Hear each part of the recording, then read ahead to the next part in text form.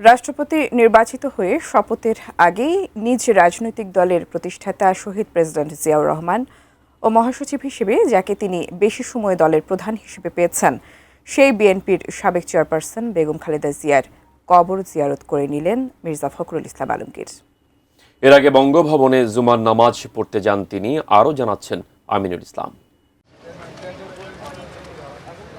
নির্বাচিত হওয়ার পর ৩৫ হেয়ার রোডে মন্ত্রীপাড়ার বাড়িতেই প্রথম দিনটি কেটেছে নতুন রাষ্ট্রপতি মির্জা ফখরুল ইসলাম আলমগীরের। শপথের আগে বঙ্গভবনের বাসিন্দা হওয়ার সুযোগ নেই বলে এই বাসার নিরাপত্তাই বদলে গেছে রাষ্ট্রপতির প্রোটোকলে।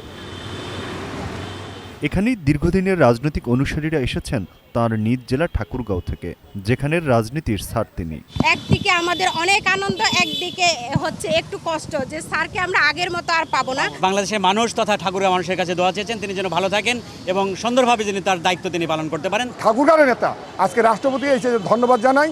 অত্যন্ত স্বচ্ছ মানুষকে বাংলাদেশের রাষ্ট্রপতি হয়েছেন, সেজন্য তো আমরা আনন্দিত। স্টাইলিশ পেশাজীবী কোনো মানুষকে রাষ্ট্রপতি করে নাই, আর রাজপথ থেকে জনগণের নেতাকে রাষ্ট্রপতি করেছে। এটা একটা সাধারণ মানুষের অভিব্যক্তি। সাধারণের সাথে অনায়াস মেলামেশার যে সুযোগ মন্ত্রী মির্জা ফখরুল ইসলাম আলমগীরের ছিল, বৃহস্পতিবার সন্ধ্যা থেকে তা আর নেই। তাই জুমার নামাজের জন্য তাঁকে নিয়ে যাওয়া হয় সচিবালয় মসজিদে।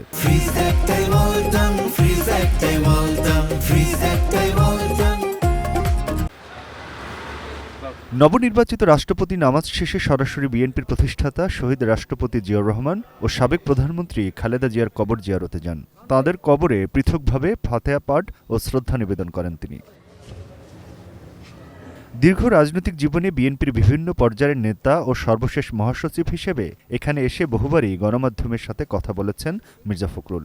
সমসাময়িক ইস্যুতে দলের বক্তব্যও জানিয়েছেন। রাষ্ট্রপতি হিসেবে দলের পরিচয়ের ঊর্ধ্বে থাকায় তাঁর সে সুযোগ স্বভাবতই আর নেই। Aminul Islam, ATN news, Dhaka.